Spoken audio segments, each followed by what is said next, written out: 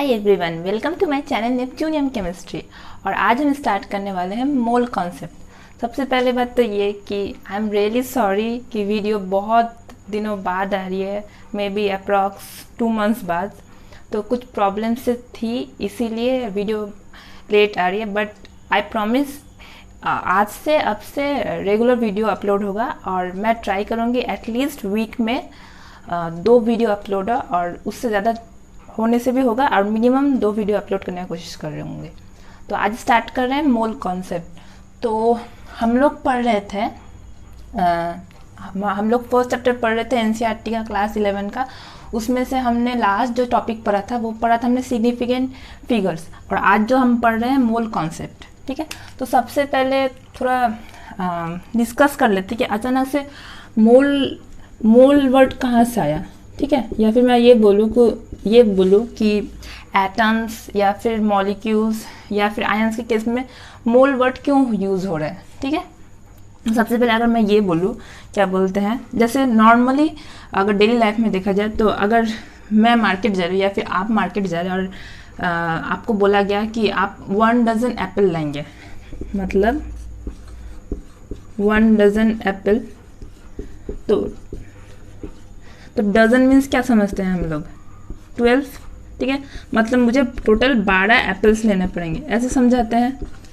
ऐसे तो बोला जाता है ना कि 1 डज़न एप्पल लेके आना पड़ेगा, या फिर ये बोला जाता है 1 ग्रॉस। ठीक है, 1 ग्रॉस में जैसे 144 होता है, 144। ठीक है, ऐसे होता है। इसी तरह अगर मैं डॉजन वर्ड होता है, डॉजन मीन्स 12 होता है, वैसे ग्रॉस मीन्स 144 लेते हैं। ठीक है, इसी तरह केमिस्ट्री में मोल वर्ड यूज़ होता है। ठीक है, कि अगर मुझे ये बोला जाए कि मुझे 1 मोल NaCl चाहिए, या फिर मुझे ये बोला जाए कि मुझे 1 मोल हाइड्रोजन चाहिए, तो फिर मुझे कितना लेना पड़ेगा। ठीक है, मोल्स मीन्स ये कि 1 मोल में how many number of particles या फिर मॉलिक्यूल्स। ठीक है,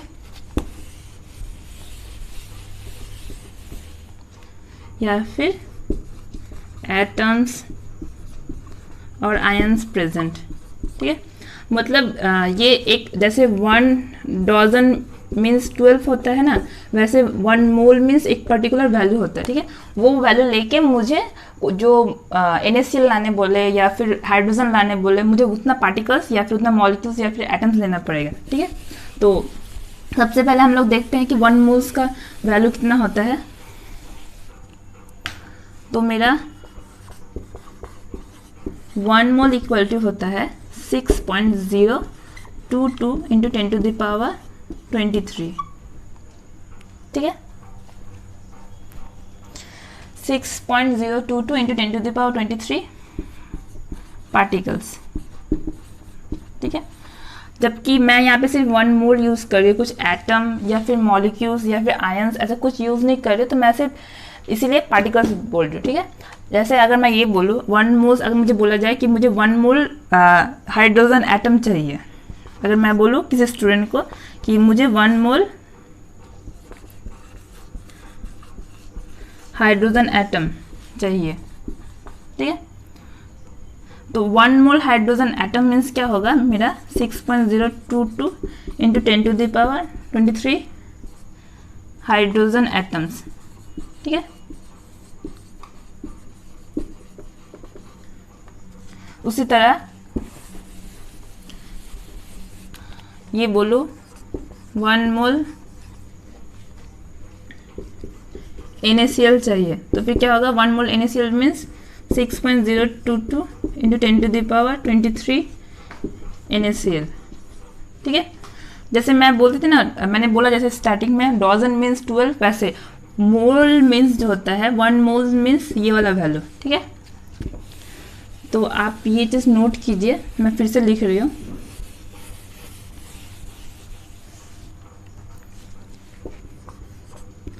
one mole equal to 6.022 into 10⁻23 particles. ठीक है, या फिर ये जो वैल्यू है ना 6.022 इंटू 10⁻23, ये जो मेरा वैल्यू है, ये वैल्यू है मेरा एवोगैड्रो नंबर का, ठीक है, इक्वल टू एवोगैड्रो नंबर, ठीक है। ये जो एवोगैड्रो नंबर है वो मेरा इक्वल टू होता है ये वाला वैल्यू, ठीक है। ये एवोगैड्रो नंबर या फिर एवोगैड्रो कांस्टेंट, इसको मैं कांस्टेंट टर्म्स भी यूज कर सकती हूँ, ये एक कांस्टेंट वैल्यू है, ओके। तो हम लोग जो आज पढ़े हैं, मतलब 1 मोल इक्वल टू इतना पार्टिकल्स या फिर 1 मोल इक्वल टू इतना एटम्स या फिर आयंस, ठीक है, वो मेरा है एवोगैड्रो नंबर के इक्वल। तो ये जो हमने पढ़ा आज, इसके ये एक पूरा बेसिक चीज़ है मोल का, ठीक है। इसके बाद भी और भी है मोल को लेके फॉर्मूला, और उसके ऊपर भी क्वेश्चंस करेंगे हम, बट आज ना हम लोग बस पूरा मतलब पूरा बेसिक चीज़ पढ़ेंगे। उस पर देखिए 2 क्वेश्चन मैंने लिखा है बोर्ड में, वो 2 क्वेश्चन करेंगे, उसके बाद बाकी नेक्स्ट वीडियो में पढ़ेंगे, ठीक है। तो आप ये नोट डाउन कीजिए, 1 मोल इक्वल टू ये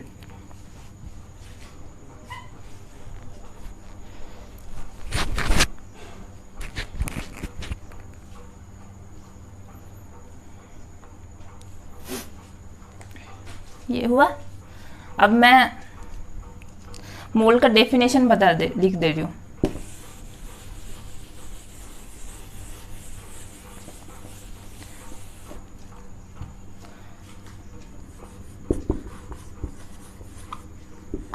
A mole is defined as amount of substance contains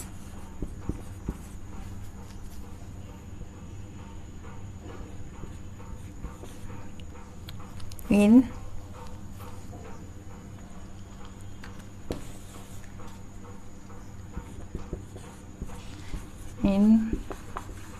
same number of atoms, molecules, ions or particles as well as 12 gram of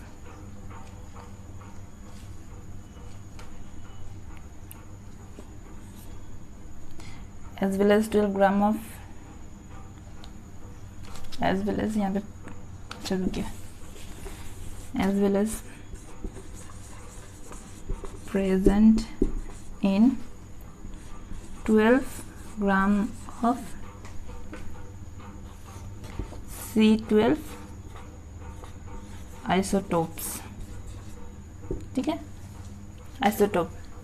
तो मेरा मोल का जो डेफिनेशन है वो ये है कि a mole is defined as amount of substance contents in same number of atoms, molecules, ions और पार्टिकल्स। मतलब मेरा एटम भी हो सकता है, मॉलिक्यूल्स भी हो सकता है, आयंस भी ले सकते हैं, पार्टिकल्स कुछ भी, ठीक है, which is same as present in 12 gram of carbon 12 isotopes, ठीक है। ये जो मेरा है ना 12 ग्राम ऑफ कार्बन 12 आइसोटोप्स, इसका वैल्यू होता है मेरा एवोगैड्रो कांस्टेंट या फिर एवोगैड्रो नंबर। ये जो 12 ग्राम ऑफ C12 आइसोटोप है, उसका जो वैल्यू होता है मेरा एवोगैड्रो नंबर का, वही मेरा वैल्यू होता है 1 मोल के इक्वल, ठीक है। तो आप ये नोट डाउन कीजिए।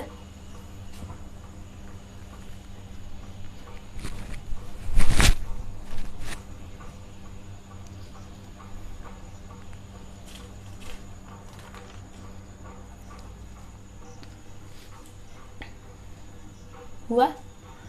अब आज जो है पूरा बेसिक पढ़ेंगे, ठीक है। अब जो मैंने बोला उस जो मैंने वैल्यू बताया 1 mole equal to 6.022 into 10⁻23 particles या फिर एटम्स फिर आयंस, ठीक है, वो वाला वैल्यू यूज़ करके हम ये 2 क्वेश्चन सॉल्व करेंगे। मोल कॉन्सेप्ट ना बहुत उतना भी टफ नहीं है, बट मैंने देखा है, मैं खुद के टाइम का ही बता रही हूँ, मैं भी जब क्लास 11th में थी या इवन कि 12th में भी, ये मोल कॉन्सेप्ट जो है ये टॉपिक बहुत इम्पॉर्टेंट है। ये आपका 11th 12th में भी लगता है, ग्रेजुएशन अगर आप इन फ्यूचर बीएससी करें, ग्रेजुएशन करें केमिस्ट्री लेके या फिर एमएससी करें, तो भी आपका मोल कॉन्सेप्ट आपको यूज़ करना ही पड़ता है, ठीक है। तो क्लास 11th के टाइम पे मुझे समझ में आता नहीं था, जो रियलिटी बोल रही हूँ, बट उसके बाद समझ में आने लगा, ठीक है। तो फिर मैं इसीलिए ऐसे की डिटेल्स मैं नहीं चाहती कि मैं जल्दबाजी में पढ़ाऊँ मोल कॉन्सेप्ट और मेरी तरह हालत आप लोगों का भी हो, ठीक है। इसीलिए हम लोग थोड़ा थोड़ा करके समझेंगे, ठीक है। तो चलिए वो 2 क्वेश्चन करते हैं। फर्स्ट क्वेश्चन जो है मेरा, how many molecules and atoms of sulphur are present in 0.1 mole of S eight molecules. मतलब ये कि मेरे पास 0.1 मोल ऑफ एसेट मॉलिक्यूल है, सल्फर है, ठीक है, 0.1 मोल मॉलिक्यूल्स है, और मुझे बताना है कि 0.1 मोल मॉलिक्यूल्स सल्फर का जो मॉलिक्यूल्स है उसमें हाउ मेनी नंबर, कितने नंबर ऑफ मॉलिक्यूल प्रेजेंट है और कितने नंबर ऑफ एटम्स प्रेजेंट होते हैं, ठीक है। तो सबसे पहली बात तो ये कि क्या बोलते हैं, हमें जो पता है 1 मोल इक्वल टू 6.022 इंटू 10⁻23, ठीक है, ये पता ही है हमें। अब देखिए यहाँ पे क्या लिखा है कि 0.1 मोल ऑफ एसेट मॉलिक्यूल, 0.1 मोल में कितना मॉलिक्यूल प्रेजेंट है, ठीक है, कितना मॉलिक्यूल प्रेजेंट होता है, ठीक है। तो अगर मैं ये बोलूँ 1 mole of S eight molecules equal to 6.022 into 10⁻23 molecules of S eight molecules, ठीक है। पहले हम मॉलिक्यूल्स में निकाल लेंगे, उसके बाद एटम्स में निकालेंगे, ठीक है। तो ये इतना होता है वैल्यू। अब मुझे निकालना कितना है 0.1 मोल में, दैट मीन्स 0.1 मोल में कितना होगा 6.022 इंटू 10⁻23 मल्टीप्लाइड बाई 0.1, यही तो होगा। तो इसका वैल्यू जो होगा आपका वो होगा 6.022 इंटू 10⁻22 एसेट मॉलिक्यूल्स, ठीक है। मतलब आंसर होगा ये वाला कि 0.1 मोल में मेरा कितना मॉलिक्यूल्स प्रेजेंट होगा 6.022 इंटू 10⁻22, ठीक है। और 10⁻23 मेरा एवोगाड्रो का वैल्यू होता है। हो गया, ये मॉलिक्यूल्स में निकाला हमने, समझ में आया। अब नेक्स्ट करते हैं, ये तो मैंने मॉलिक्यूल्स में निकाला।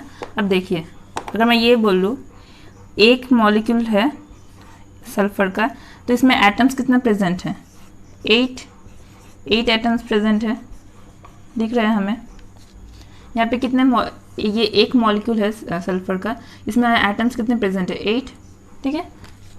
तो मतलब क्या ये मेरा और क्वेश्चन में क्या पूछा है 0.1 मोल में कितने मॉलिक्यूल्स प्रेजेंट है और 0.1 मोल में कितने एटम्स प्रेजेंट है। तो अगर ये एक मॉलिक्यूल का वैल्यू है तो एक मॉलिक्यूल में इतना प्रेजेंट है, ठीक है, तो उसमें एक मॉलिक्यूल में 8 एटम्स प्रेजेंट है, तो एक एटम्स में कितना प्रेजेंट होगा 8 से मल्टीप्लाई कर देंगे, तो वही 0.1 mole of atoms of sulfur in S8 equal to 6.022 into 10⁻22, ये जो मेरा वैल्यू आया है उसमें मल्टीप्लाई बाय 8, ठीक है। तो आपका जो वैल्यू आएगा वो आएगा 4.816 इंटू 10⁻23।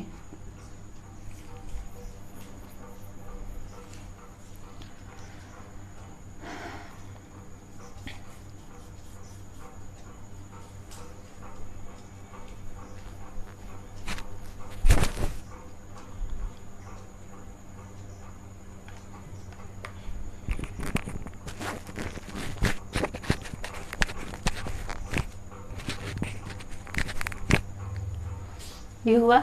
अब नेक्स्ट क्वेश्चन देखते हैं। नेक्स्ट क्वेश्चन पढ़िए क्या है। नेक्स्ट क्वेश्चन है हमारा,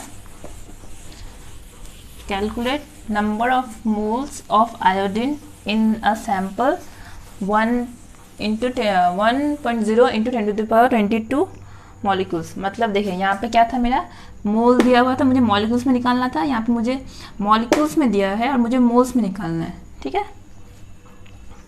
तो फिर से वही 1 mole of iodine equal to 6.022 10⁻23 molecules,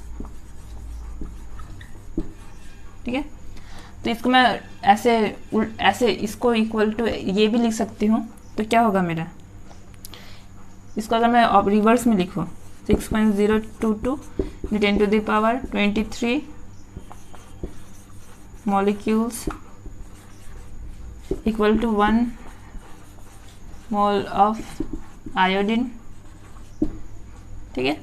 अब मैं निकालूँ अगर 1 मॉलिक्यूल्स में क्या होगा, डिवाइड हो जाएगा।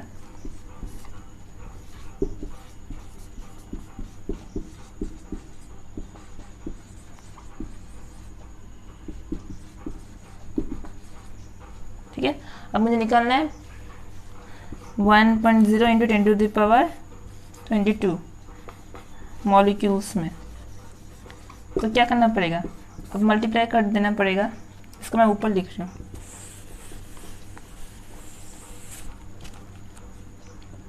1.0 इंटू 10⁻22 मॉलिक्यूल्स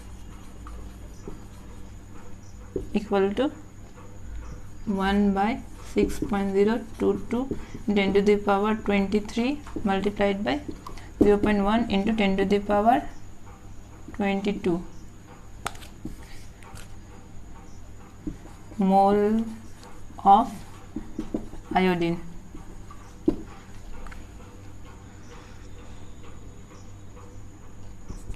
तो अब जब इसको आप सॉल्व करेंगे तो सॉल्व करने के बाद आपका आंसर आएगा 0.0166 मोल,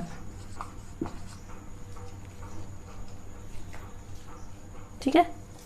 मतलब ये कि अगर क्वेश्चन में मुझे पूछा जो गया था उसका कि मेरा 1 mole equal to 6.022 into 10⁻23 molecules होता है, ठीक है।